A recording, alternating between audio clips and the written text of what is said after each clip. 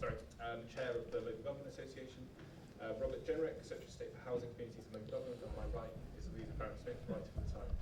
I'm Jack Airey, Head of Housing at Policy Exchange. And then on my far right when he arrives is Professor Robert Adam, who is an architect. So why are we holding this event?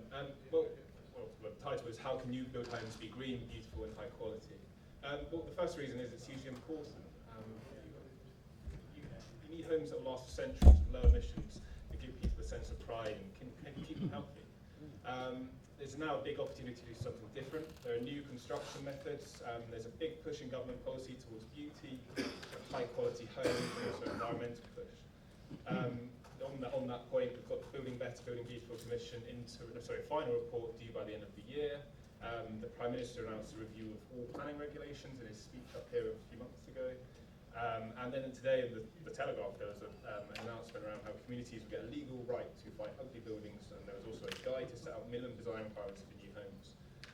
So Policy Exchange has done a fair bit of work on this area in the past year or so. The reason we do this, beyond the fact that we think it's important to give a home that is kind of green, beautiful and high quality, is that we think it's a good way to unlock development. A lot of evidence suggests that if people like what's built in their neighbourhood, then they're less likely to oppose it. They might even support it being built there. So to us this is a really important question, and I'm really delighted that we have a brilliant panel of esteemed speakers, almost. And I'm going to hand over to Robert first, that's all right. And then we'll go along the panel, and then that's okay. If everyone speaks for 5 minutes or so, introduce why you think this question is important. Great, well thank you. Good morning everybody. I'm sorry I can't stay for very long this morning, but I wanted to join you and to thank Policy Exchange for all the work that you did, including with my predecessor, James Brokenshire, in producing this paper. And I hope you won't be disappointed by the announcements that we're making today, which are very much inspired by the work of Policy Exchange. And today we're saying really 4 things, all linked by the sort of golden thread that we have to get Britain building, we have to build more homes, so how can we build public support for new homes? And we see this through 4 lenses. Firstly, ownership. That we want to refocus our energies on getting more people onto the housing ladder. I think that because it's been so difficult, because it's been in decline, there's been a temptation in recent years by government to shrug our shoulders and say it's too difficult and we should focus more on the private rented sector and on the rights and security of tenants there. We don't think that's unimportant, and we're going to continue to work to address those issues with equal fervour. But we're going to refocus energy also on home ownership, and we're trying to see that through a number of different routes, such as shared ownership, for example, where today we're giving any housing association tenant the right to shared ownership, but beginning with all new properties that the housing associations bring forward in the future. We'd like to see that extended to all the 2.6 million households that live in housing association properties. We also want to get the planning system working in a much simpler and faster way. And there are many different ideas, as you just heard in our introduction. The Prime Minister announced 2 months ago that we're going to be reviewing the entire planning system and seeing what we can do to bring it into the 21st century. Today we're announcing the first, the sort of down payment on what we intend to do. Firstly, 2 new freedoms. The freedom for anyone to build upwards, so to add up to 2 stories to your property, where me as Secretary of State grants that rather than you having to ask permission to do so, so your home can grow as your family does too. Secondly, the right for developers, particularly focused on smaller developers outside of London and the South East, to purchase properties such as a neglected 60s or 70s office building, demolish it and then rebuild it as housing. But because we care about quality and making sure that such a radical step actually works for communities, we're doing that through what we're calling permission in principle, where you have the certainty as a developer that you can demolish it, but then you'll have to work productively, I hope, with the local council and community to make sure that it's the right quality, the facade is right, the height is right, the parking is there, and anything else that matters to the council. There could be more of these freedoms coming, so we're very interested in further work there to get the system working faster. We're also looking at how we can dramatically reduce the number of conditions. There's been a huge increase over my lifetime in the number of conditions on new buildings, and we're also looking at how we can do that in a more sane way, so you can get started and sort out the issue of pre-commencement, so that things that really don't happen until much later in the planning process don't need to be sorted out before shovels get in the ground and people get building. We're also going to be looking at how we can give more capacity to local councils whose planning departments, I think, have been diminished in many respects, so that people can get a good quality service. And that means somewhat, although reasonable, not unreasonable, but somewhat higher fees in return for good quality service. And we're also looking at devices like where it makes sense, an automatic rebate on your planning fees if those deadlines are missed. So lots more to come in that space, but those are some first forays into significant planning reform.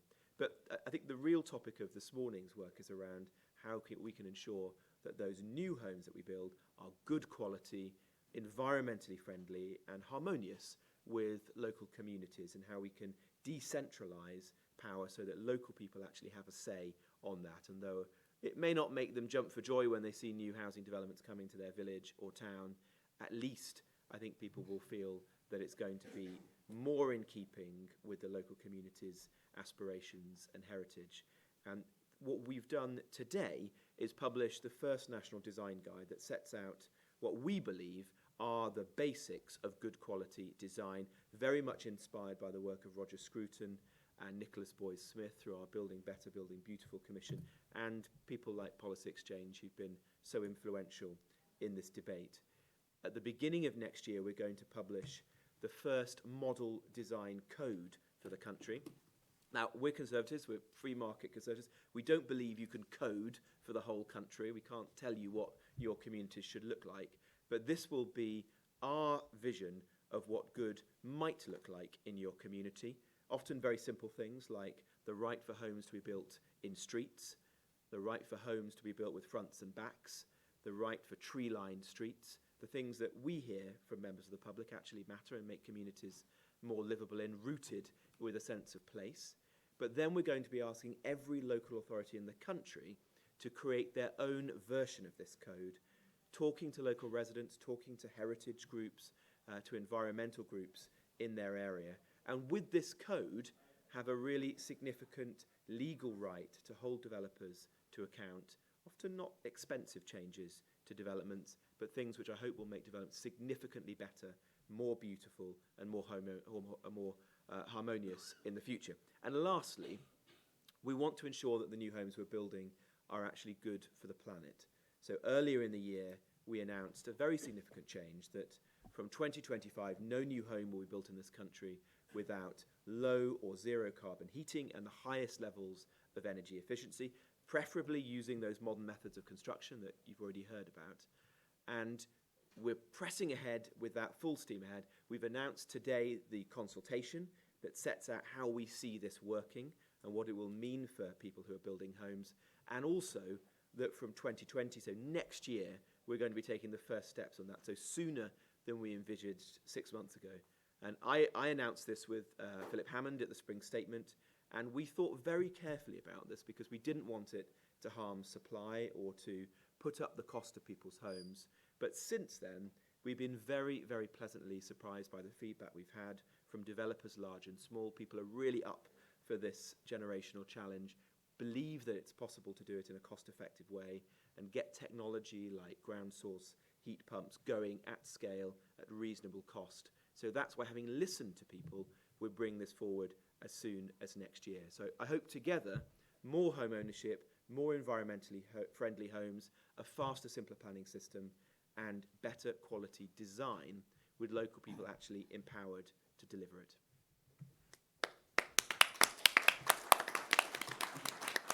Can I just quickly ask how you expect developers, big and small, who have quite precise business models, to respond to this push for beauty, environmentalism, and kind of high quality? I think it will be a challenge initially, but a lot of the feedback we've had from developers is that they actually want certainty.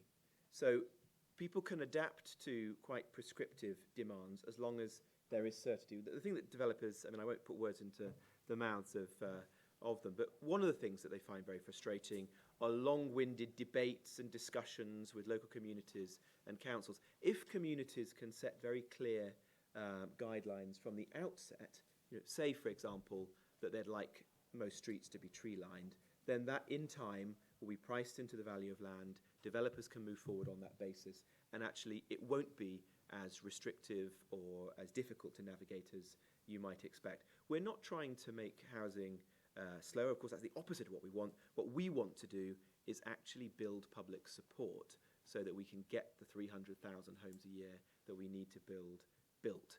And for me, as a long-standing believer in quality, in architecture and in beauty, that is the heart of this challenge, so that communities can really feel that those new homes will be, at best, an asset and an improvement to their area, and at worst, something that's broadly harmonious and that doesn't detract from all the reasons that they love their local community. James. Thank you very much, and thank you very much, Secretary of State. And I think actually your last sentence there is, I think, the most pertinent and the one that I most agree. How can we get to a situation where every development enhances the town or the city or the village that it's in? And not just that in isolation it's a reasonable housing estate, but actually it makes the whole place better. And I think that's absolutely crucial, and that is about building great buildings in the right places and building the sort of buildings that that local community needs. So if I take my own little villages where we're building lots of 4 and 5 bedroomed houses for Londoners, in Bedfordshire, just to give you a context, whereas the local community wants 2 and 3 beds for their children or for their grandchildren. We need a system that meets the needs of the local community and gives local people some real say. And when you give people real say and they feel that there's a benefit to them, they're actually relatively supportive. I mean, obviously, if there's a beautiful field behind your house, you're always a little bit negative if there's going to be a housing estate there. But the broad principle that if you're building quality homes with good infrastructure that are the sort of homes that your community needs, designed in keeping with your community and facilities for your community, you can get a reasonably good level of support. And I think that's what we need to do. And we need to build the communities of the future, not the housing estates of the future. And any of people who've got any of the ex-GLA housing estates in their area, they'll know that there's a huge difference between building a housing estate and building a community. I completely agree with the Secretary of State that making it clearer for developers, landowners, what we expect them to do is essential. And if you make it clearer and those guidelines are solid, then actually you can give more certainty. The biggest problem we have in all of this is the appeals system, because every time you provide very clear guidelines, very good quality, you end up with some land promoter buying 20, 30, 40 acres, whatever it is, coming to you with some wonderful scheme, and then 5 years down the line, when they've actually got outline planning permission, they will sell that site to a builder. Oddly enough, they go through an auction and they go to the highest bidder. And the highest bidder is the person who is willing to push the envelope. And whether that envelope is in terms of the number of affordable homes, the plot sizes, the quality of build, it's the person who pays the highest price. And unless you have a system that says, here are some very clear guidelines, it is 30% affordable. You do have to build in this style. You do have to fund the local school, the bypass, whatever it is. And you cannot come back and say, it's not viable, the local authority is being unreasonable.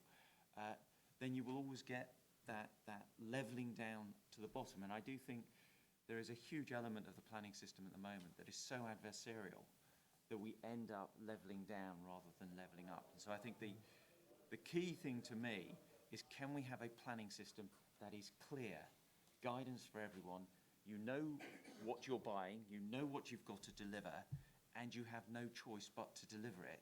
And that way we don't end up with an auction system that means we get the lowest common denominator.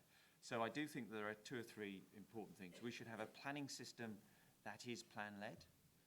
That means we need local plans that, instead of having to be the most appropriate local plan, I know now it's the most appropriate, we need something that actually says, actually, does this local plan make it better than if we didn't have this local plan?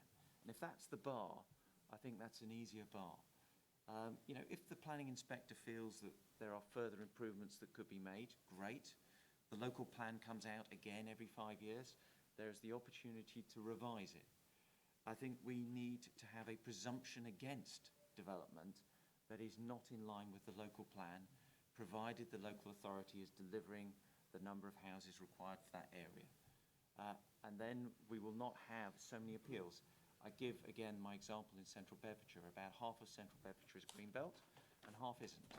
We get maybe one speculative application per year in the greenbelt.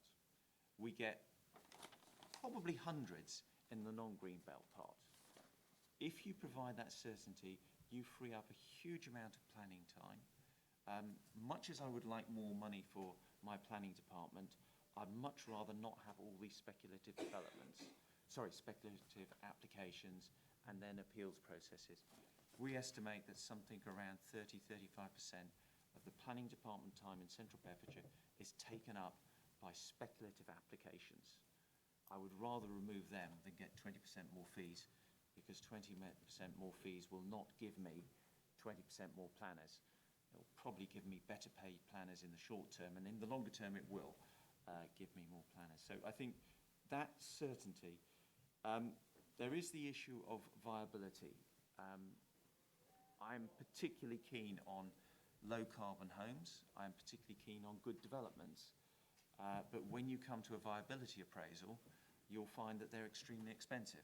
I mean, in real life, they probably aren't. But when it comes to my learned friends, they make a very good argument why it's so much more expensive. So again, the viability appraisal, I think, should be removed. Viability should be in the eye of the beholder, i.e., when someone buys the land, they know what the rules are, and if they don't think it's viable, pay less. It shouldn't be up to a planning inspector to decide if a site is viable or not. I'm sure the people at Barratt are more than capable of doing it. So leave it with them. So I think we need to remove viability. We need to make the planning system simpler, consistent, and firmer. Less optionality, less up for the inspector.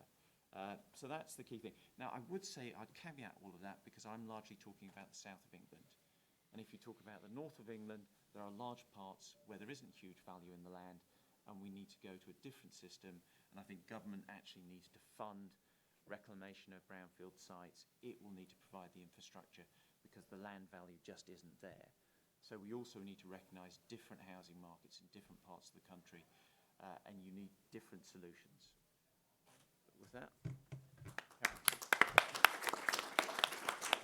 David. Good morning, everyone. So I'm Chief Executive of Barratt Developments. Just by way of background, Barratt was founded in 1958. We trade through 3 brands, so Barratt Homes, Barratt London, and also David Wilson Homes. Last year, we built around 17,500 homes.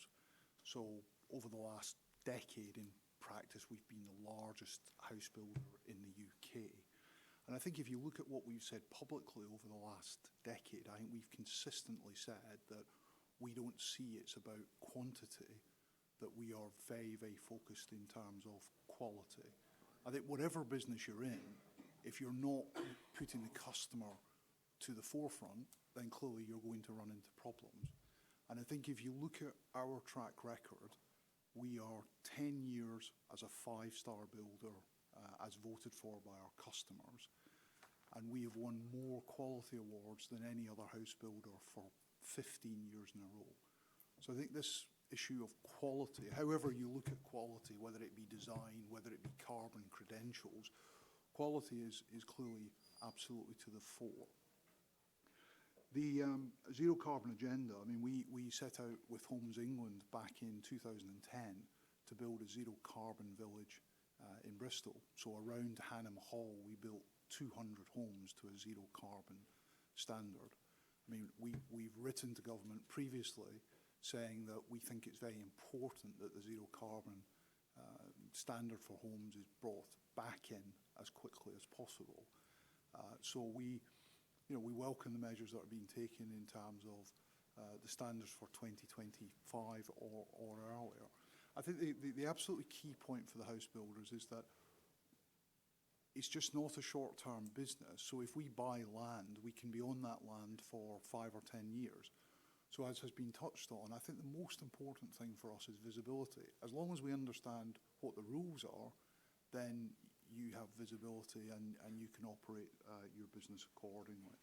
So I think just, in closing, I mean, I'm very proud of the developments that we build, and I would like to think our customers are proud to live on those developments. I recognise that the credentials of design will differ around the country. I mean, despite us not being a big country, there is a huge variation in what people think looks good. So I think it is important that that's addressed at a local authority level, so that the local authority can put their own stamp on what they want as being design, good design. And again, I think the clarity to us is important. So as long as it's a playing field that doesn't keep changing, then the reality is that we can operate well in that environment.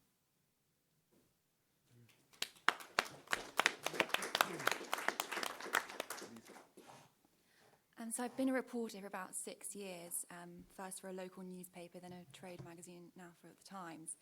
And I realised in preparation for this panel that I've written about problems with build quality quite a lot over that period. I think the media quite often tends to be the place of last resort where quite desperate people go when they've struggled to get any response from their landlord or the developer they bought a home from. The MP's often taken it up diligently and yet still nothing's done. And then the company gets a call from a journalist and amazing, in a few hours, the repairman is scuttling down to the property. The fear there's going to be a negative story about them. So having seen sort of firsthand, I think the impact that badly built homes can have on people's sort of mental health and sort of well-being, I do really believe it's something that should be taken extremely seriously. So it's great to hear from government that design is sort of coming further up the agenda, and I do really think we're at a crunch point now. Where it can't just be about how many homes we're delivering, but there really needs to be more focus about what kind of properties we're delivering. And there are 3 reasons I'll take you through very briefly why I think something needs to change. So one is Help to Buy, which I've been writing about a lot recently. It's been a very successful policy in many ways. It's supported, I think, more than 200,000 people in buying a property, so supporting home ownership, which is one of the government's key ambitions. But I think increasingly it's getting a bad name because there hasn't been enough scrutiny on the types of homes that are built using the scheme. And some homes that are built using Help to Buy are very good homes, but there have been too many case studies of sort of really poor quality homes that have been built. So it'll be interesting to see when the new 2021 Help to Buy scheme comes in, if sort of government follows through on what it's kind of been muting, that there may be new incentives on that scheme to ensure that developers do build good quality homes.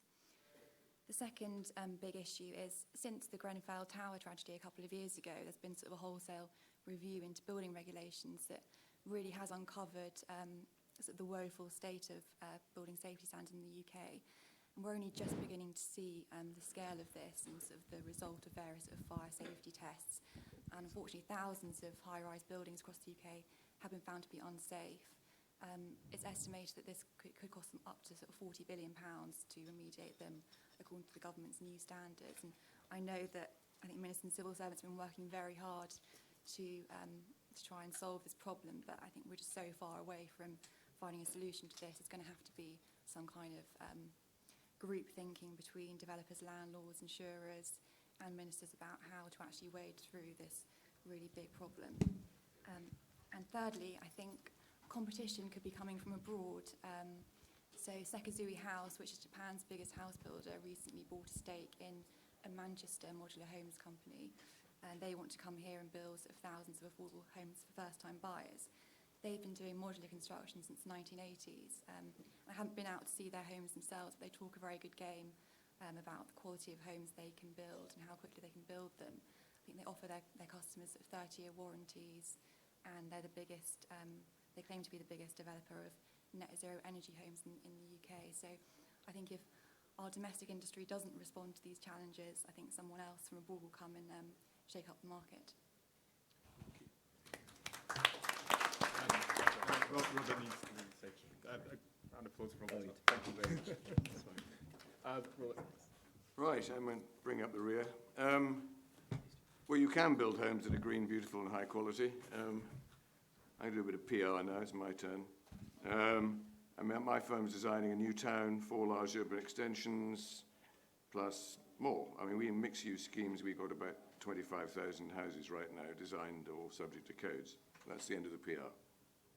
It's just to establish my credentials, really. But building houses is really only part of the point. We need to build places, places where people want to live, places that will help communities to grow, places that will get better in decades and even centuries, places where some buildings will last, some buildings will be replaced. I mean, real, green, beautiful, high quality, etc. The thing is, to build places, you need vision, you need a strong sense of what it'll be, and you need to pursue that vision relentlessly.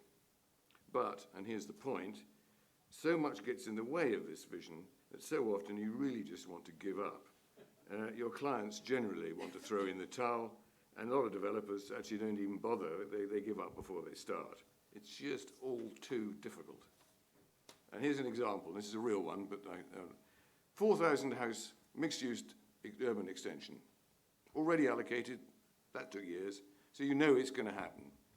From the moment the project starts, by the time you got through the consultations, the single interest groups, the endless local authority meetings, highways, ecology, every official's opinion, however half-baked that you have to agree with, and so on, it will take a minimum, I say a minimum of 2 years, and that's just an outline consent for a master plan. Then you've got all the legal agreements. No hurry here, these are lawyers, don't forget. These take a minimum of a year. Let's say you thought ahead and you include a full design for the first phase. To get that off the ground, literally, another 6 months. And let's say you follow the Letwin report and build a nice mixed phase of 400 houses in a year. That's a lot. At an absolute minimum, it's 4.5 years for 10% of what was allocated to be built. So to just keep it topical, these are all minimums. One won't be. So let's call it 5 years. If this began with one parliament, you're into the next, guaranteed. There's no good chance the economy will have changed, the market will have changed, and politics will have changed too. Now, we all need control, and we need standards, but for years, and I'm so pleased to hear what the Secretary of State said, this has been a process where you add a bit here, another bit there, and chuck something else in there. Officials and single interest groups with no interest in delivering development can and do stick their oar in relentlessly. An example, if you've got trees on any site, however small it is, and they're not protected, they're yours. You can do what you like and cut them down. That's your property. But if it's still, if you make a planning application, you have to produce a report. A great expense and time, presumably to protect unprotected trees. But the costs and the problems of this actually just encourage you to cut them down in the first place. I know many people that do that. And there's lots more, but no time to go through those. So what's the outcome? Huge cost and delay, of course. And what does that do? It's driven out huge numbers of small and medium-sized developers. This is a well-established fact. Because it's just too risky and too expensive. So it all comes down to very large firms, like our sponsors today. And there's nothing wrong with large firms, if you're careful what I say at this point. But you need variety in a healthy market. You need experiment, you need choice. In any other market, quality is driven by innovation and consumer choice. And that's not just super risky, super high-cost technical innovation like prefabrication. It's design innovation. It's a small local entrepreneur with a local commitment, taking a risk on a hunch. And uncoordinated and excessive regulation drives this out. Add to that the structural shortage that this process delivers in numbers. Another thing that drives quality in any market is good supply. If the buyer's only objective is to get any one of a scarce product, it's difficult enough to get any product, there's no incentive for quality through choice. And if anyone remembers this as old as me, if you haven't got any choice, you get a trabant. So place just goes out the window. Vision just gets in the way of bashing out the products. And developers often default to the unit. They buy land by the square foot of building, and unit numbers. They cost the building by the square foot and unit numbers, and they sell by the square foot and unit numbers. Homes become like cars in a showroom. The showroom is just for selling cars, otherwise known as units. They're not called Ford or Jaguar, they're called Windsor and Cheltenham. But these units don't go anywhere. And the showroom is the place, the neighbourhood, the village that will last much longer than the units. I'm so pleased to hear what the Secretary of State has said. I just hope it actually happens. We urgently need to review to give more certainty in the system. Certain people have already said that. Less negotiations and upfront conditions. Vagueness gives power to those that interpret the vagueness. Quality still matters, but there are methods such as codes to deal with this, and certainly I know the B to the power 4, the Building Beautiful Commission, is looking into this and actually broadly agrees with this. Code's a complicated issue.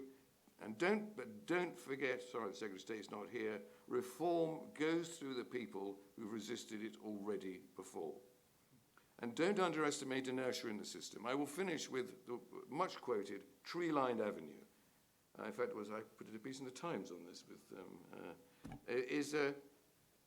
they don't get built anymore because the highways charge such a high maintenance charge.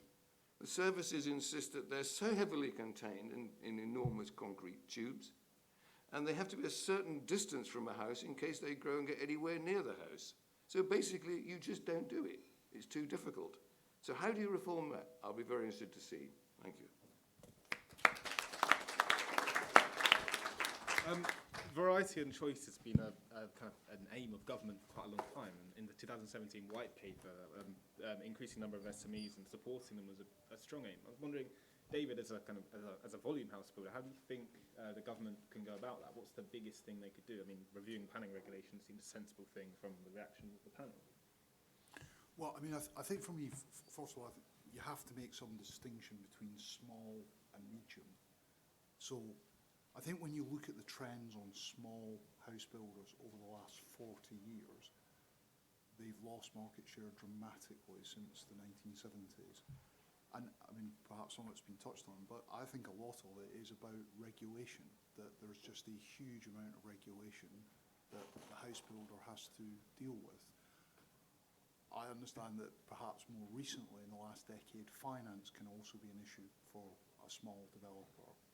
So I think that for government to get a result in terms of improving housing numbers, they need to really focus on medium house builders rather than small. And I think some of that is things like improving the planning system for the medium house builder, making it a less risky proposition, because clearly a huge amount of money can be spent on an application.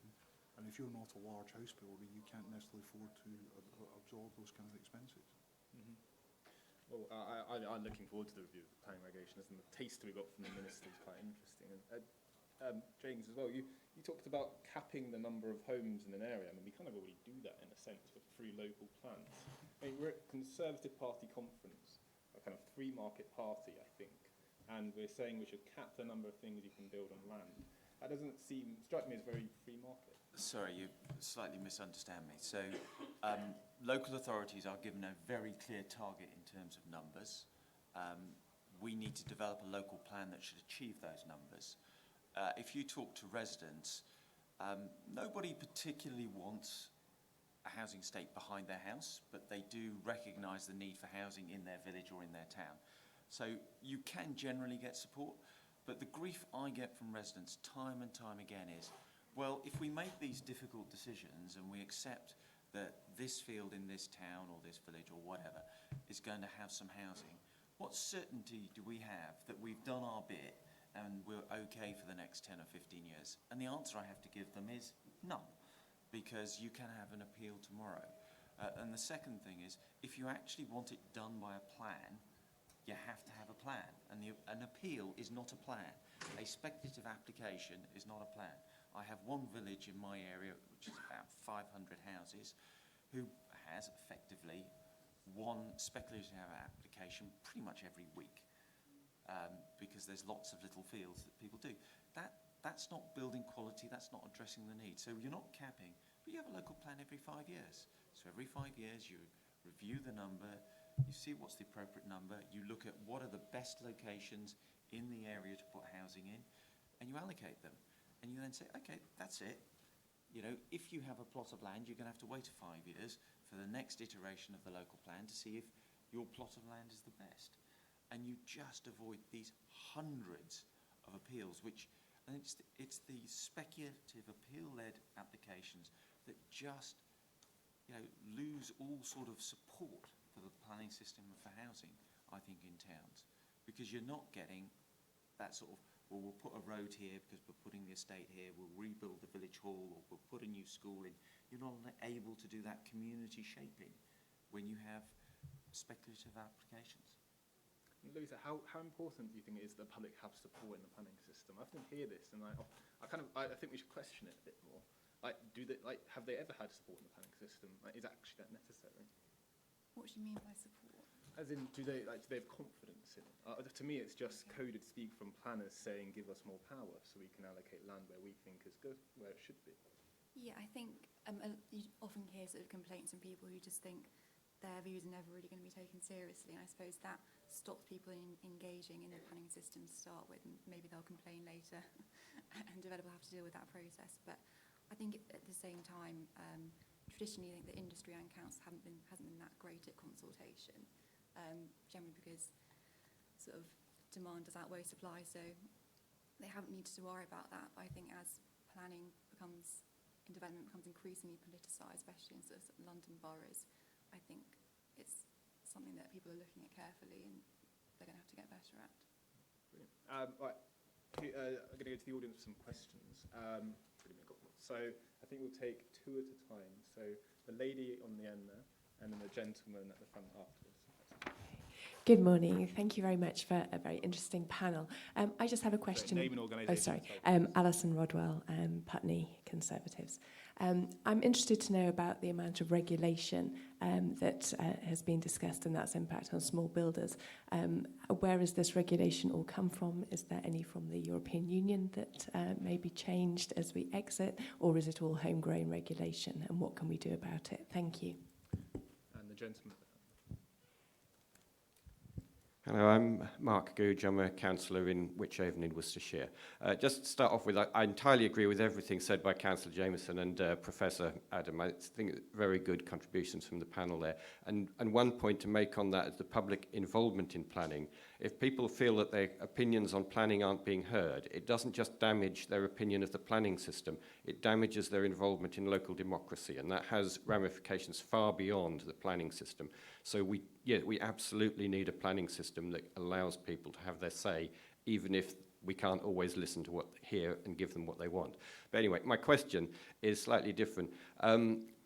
We want to be green, we want to have a sense of place, but it is not green to take a development which will create additional pressure on the local infrastructure. You would put more cars onto already crowded streets, that generates more pollution. That is not green. We need to have the infrastructure in place to allow these. Traditionally, that's been done by conditions, which we all know have problems with them, the infamous Section 106 and their highways equivalent that get argued over for months, years, and never come into fruition. Is there a better way to deliver the infrastructure we need without having to rely on it coming out of the pockets of the developers? Maybe do we need to actually look at funding this separately in order to promote better building and better quality infrastructure to support the developments that we need? I will go from the right to the left, and you can pick which question you want to answer. Can I answer all of them? Just to be brief on the issue of regulation, be quite careful when we talk about regulation. There's things like building regulations, which are pretty straightforward, and there's nothing wrong with that. The problem is not regulation, it's discretionary control. We might call it regulation. That's where the debate comes in. That's where, you know, I have in one case, one particular planning officer has a bee in her bonnet, and that has held up the whole application for 6 months. I won't use my deleted expletive to say what I think about that. That's one person. Her fellow officers don't even agree with her. The point is that actually it's not regulation, it's the fact that you have a system which allows endless dipping in from endless numbers of people. We've talked about this so much. It's about it is based on regulation. It's based on policies which say things like buildings will fit in with their surroundings. I actually don't know what that means. Certainly I could talk for 20 minutes about it, but I won't. You briefly mentioned public involvement. One of the issues, I mean, I'm currently involved with 2 village plans. One, my wife's family are trying to flog the land. And believe me, the increase in the value of that land is well worth every penny we put in to try and get it out of it. But when you actually look at the way that the public involvement comes in, and there's about 200 objections, it's not structured. You can't deal with it. Everyone says we don't want it, or everyone says this.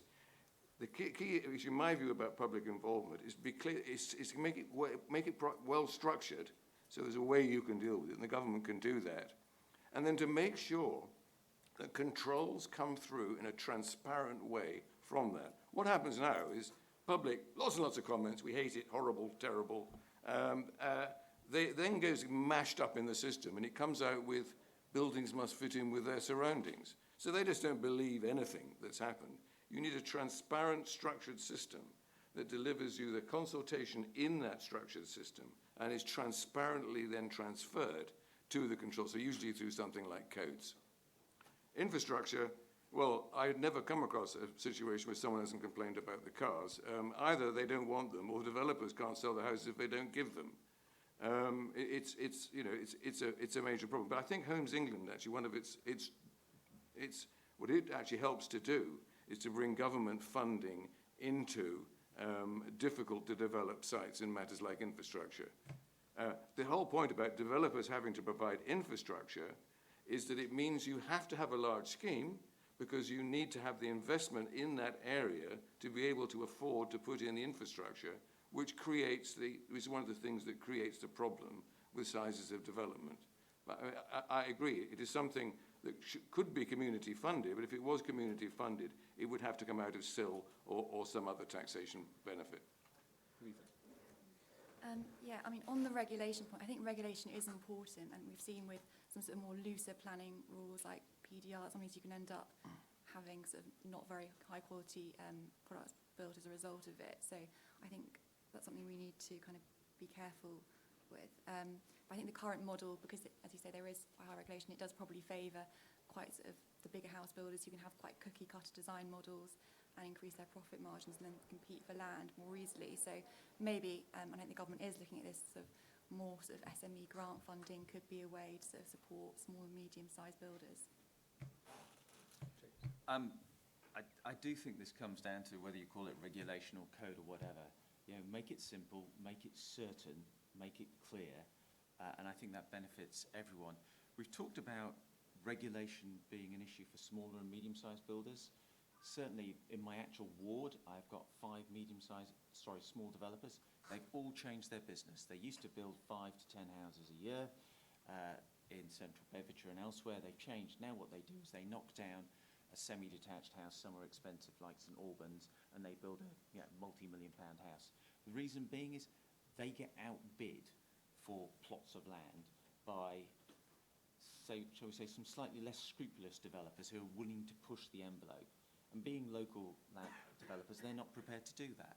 So I think there is an element of, because it's grey in terms of the 106 and the affordable allocation and all of those things, you're finding smaller developers who want to do the right thing, and even medium developers, are just getting outbid. I don't think that affects big developers so much because they're in a sort of different league and they're an oligopoly, if I may say so. So I do think clear regulations. I do think 106 negotiations are very difficult. I really liked the idea of Cllr. But then when you actually got involved in Cllr and the viability issues around it, certainly in our area, we worked out we're going to get less money from Cllr than we would from 106. So we stayed with the old system. You know, viability is a real pain in the neck, and I don't think it benefits anyone. We should probably go to Cllr with no viability related to it.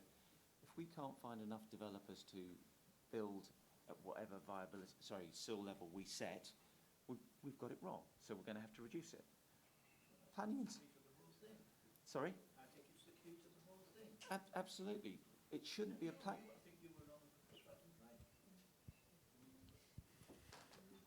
We'll let David respond first, I think. I'm interested in particular in the point around Brexit. Is there an opportunity after Brexit and with regard to regulation? I think we might be sorely disappointed on that one. I think the UK are very good at regulation in their own right. I mean, the point was talked on regulation being important. I mean, clearly regulation is very important. Louisa touched on, for example, fire regulations. And so I think the whole subject of building regulations and fire regulations is important. I think on fire regulation, there is a huge amount of work that needs to be done to get the standards where they need to be. And that's obviously an ongoing process. So I don't see it something that we're going to see any significant reductions in regulation in that context. In terms of infrastructure, I think the reality is infrastructure is a long-term proposition. And I think housing is very similar. You know, I understand that roads and airports and so on are seen to be something different, but I think there has to be a long-term view taken in relation to infrastructure. And very often, the road improvements that are needed in truth way ahead of the housing. It's just that the housing can provide funding for the road improvements that can't be provided from elsewhere. So I think we need to take a much longer view than we do in terms of infrastructure. On the EU point, briefly, greater crested newts are extremely rare in continental Europe. They're extremely common in Britain. And we have a regular, I've never come across a bloody site without greater crested newts on it. The tree route regulation was brought in by the EU. We had a much lesser tree route regulation. So, yeah, I'm afraid they are there. Will we abandon them? I kind of doubt it. I think on the regulation point, the development industry is rightly a very regulated industry. Like, the government can make a small tweak and has quite a big impact. And yes, so I'm going to go for two more questions. We haven't been on this side of the road. So lady here and then the gentleman at the front. Thank you very much. My name is Hilary Fryer. I'm a borough councillor and a county councillor, but at the borough council I'm a chair of a planning committee. My question, actually, the minister has left, but maybe someone can clarify it. He mentioned the principle of permission to build 2 stories on top of your house. I live in a terrace street in a 2-story house, but it was built in 1902, so my roof is quite high. Does this mean that I can then build on top of that another 2 stories or up to 2 stories? What about neighbours, quality, building regs, and also would my foundations take it anyway? And I think it was a bit of a, he didn't explain it fully enough, I don't think. And the gentleman here at the front. Brian Williams, I'm a Shropshire County Councillor. How do we make it easier to turn the redundant shops and closed public houses in our small towns and villages, and indeed in the larger towns and villages, into residential housing? We're never going to be able to fill those empty shops again. The whole tide of retail has changed, as we know. So we are left at the moment in every single town and village with literally a dozen or more empty premises. How can we turn those into residential properties? I'm not going to pretend to speak on behalf of the Minister. I suppose he only had a few minutes to explain his point, but I think there are a number of preconditions to permission in principle. It's not just an automatic right. You have to meet certain obligations before you get to that permission. And I'll go from left to right on that, on the shops and also the issue around 2 stories as well. The government had consultation at the end of last year, I think, on this very issue on how do you breathe life into high streets. And I think they were looking at planning in particular and how you can have a permitted development from changing shops to dwellings without needing to go to the local council as long as you meet certain preconditions. It's a kind of similar system. So I think the government are looking at this. David? Well, I mean, I can see it's a big challenge. I mean, I think if there's a decision made, for example, to convert to residential, I think the concern that a lot of people have is that that's irreversible. So is there not more that can be done on the high streets than simply converting to residential? So more maybe live-work spaces, for example, is something that local authorities can clearly look at. I'm going to agree with you. I think one of the biggest opportunities we have to revitalise our towns and also avoid using too many green fields is densification of our town centres. And you go back a couple of hundred years, the highest density of living accommodation would be in the centre of towns. That's where people live. And then we went through the period of suburbia, and the town centre became a retail office area rather than a living area. And I think we now need people to be living back in the towns. I think it's a particularly interesting thing in central Bedfordshire. I'll do a plug for central beds. Because we've had the HRA cap removed, we are specifically looking at putting downsizing accommodation, whether it's supported or not supported, in town centres, because that's where you've got the buses, the doctors, the shops, as opposed to in the suburbs where there's no buses, no shops, no doctors. And that's proving quite popular, where we've done 2 of those developments already, and we've got some more. And I think that's a big, big opportunity. It's great where the council owns a site, maybe a car park or something. It's easier. But the real opportunity is those redundant shops. And I think the difficulty is not trying to convert 2 small shops. It's how do you collate together a block and do something that genuinely enhances the town centre. And I've looked at several town centres, and you've got, 1 medium-sized shop's been converted to 8 flats, and then sort of 100 metres away there's the same thing again, and it's not coordinated, and it's slightly dysfunctional. That opportunity to actually change a whole facade is the bit that's intriguing me, and I haven't got the answer, but I'm working on it, because I do think we can redevelop our town centres, reduce the town centres to a core, have more people living there, more vibrant. Interestingly, where people live, you also tend to get less crime. So there's a whole series of win-wins. I think that's a big opportunity, and we must pursue it. We'll get to Louisa, then Robert. I'll give you 30 seconds each, then we can go back, and then we can fit in 2 more questions. Okay, yeah, no, I agree. Getting more people to live in town centres is hugely important. I think 1 in 10 shops are now empty on the high street, so it's going to be a really important way of revitalising our town centres. Redundant shops were very often houses first. And if you look closely, that's what you'll find. We've done research into this. In the 19th century, they were much smaller. Second thing is, can't be reversed, because they were reversed once already, so reverse back again, reverse back again. Secondly, take encouragement from social trends with millennials who don't drive as much and want to live in town centres. If you actually get that occupied, exactly, it will revitalise town centres. It will help to deal with the issue. The millennials also don't have driving licences, just as a general point. Speaking as a millennial, I do have the driving license. 2 more questions. So the gentleman at the back there, and then the gentleman at the front. Hi, Ian Hall from Rory Stewart's office. We've got a problem in the development sector where a lot of the risk and regulation ends up with the developer rather than the landowner. What does the panel think about ideas around land value capture and changing the whole system by which Section 106 and Cllr moves from being entirely the developer's matter to being left to a large extent with the landowner? And then the gentleman at the front. Very brief question, please. Thank you. Roland Furby, farmer and landowner. I really enjoyed listening to Professor Adam. I don't recognise the description of councils that were given. I think they're completely out of control.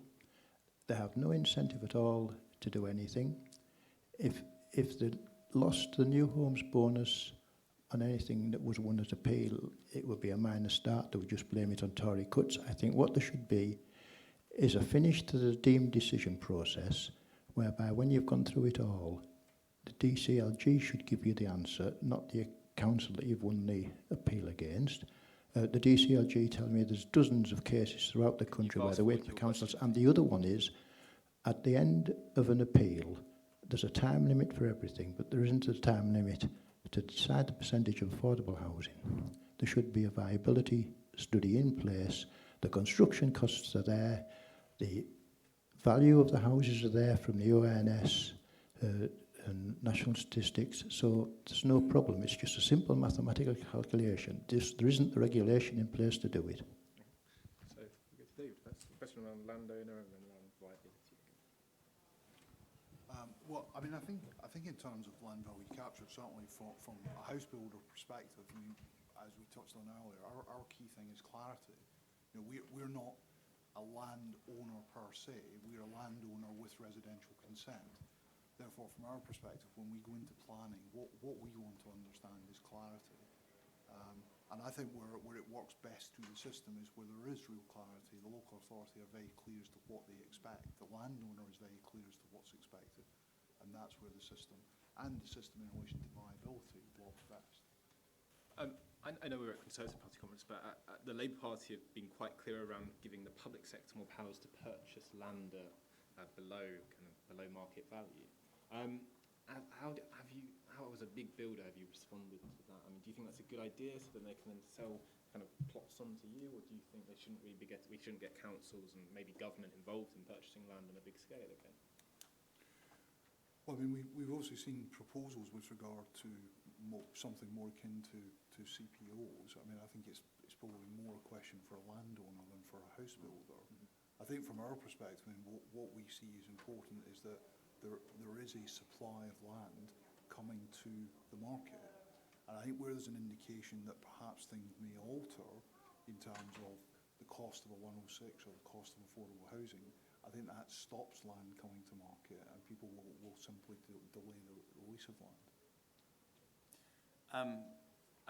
I don't think it really matters who pays the 106 or the CIL. If it's absolutely clear what the bill is going to be, then I think, as you were saying, the developer's quite happy to pay it because it's reflected in the land price. So it's the clarity of the system that I think matters. I think the point about viability is I just genuinely don't think it should be decided by an inspector. You know, if you do not think your land is viable to build houses on with the regulations that are in place, then that's fine. Don't bring it forward and let your neighbour bring their land forward. If there is insufficient land being brought forward, you know, with that level of CIL and those various code requirements, then clearly the local authority has got them wrong and they will have to adjust their requirements. Now, I think what we haven't discussed here is, you know, the lottery prize, the windfall prize you get is when you get your land allocated. And once you've got that, you have very little incentive to sell your land at anything below the maximum value. And one of the huge things that irritates a lot of residents and councils is you get people with land that has been allocated, outline planning or whatever, and it sits there in order to maximise the value of the land. So I personally, and it's not very conservative, I think we do need something that says you have been given a very valuable ticket. It should come with an obligation that you are going to build out as per when you brought the land forward. And it's got to be a give and take. You've won the lottery, now your commitment is you're going to build to a high standard and you're going to build to a timescale. Shouldn't we step back and look at what creates this kind of valuable ticket system of like rationing of land where it kind of ramps up the price because we can't build them where we need to build? Well, the issue with all of this comes back to the same thing. The reason that people hang on to the land is because they think there might be a change somewhere along the line that'll allow them to sell it. If, for example, heaven forbid, we got the wrong kind of government in, and they decided to do all kinds of stuff and tax everybody, all the landowners just sit on the land, wait for the next government. That's what you do. These lands often owned by families over generations. If you have a reasonable fixity of what you've got to do on the land, then effectively that will reduce the value of the land. So that is a land value capture, in a way. The problem is that, and this has already been raised, that when somebody bids for land, the person that takes the highest risk with the planning system is the person that gets it. Yeah. And they then spend the rest of the time tormenting the planning system to try and recover the risk that they've put into it. So land value, the way of dealing with land value capture is actually give much more certainty about what goes on the land, and that will reduce the land value. The purchase issue is what they do in Holland. The trouble with purchasing at agricultural value, which is what they do in some of the cities in Holland, is the whole system goes into the state, and they produce housing not like what people want, but like what architects want, because that's what the system does. And that's actually not about the community, because I'm afraid that the state, although it's a very big community, is not actually the community. I'm going to give a very brief final word to No Louisa. pressure. Well, I suppose it's just great to hear that the government is, as say, you know, putting design higher up the agenda, and it'll be interesting to see if they really do take forward this sort of Build Beautiful agenda, because it certainly has been neglected in recent years. The Prime Minister in his speech up here in Manchester a few months ago said there was a duty to build beautiful homes, so we will help to deliver on that duty. And now, can we thank the panellists in the usual way? Thank you.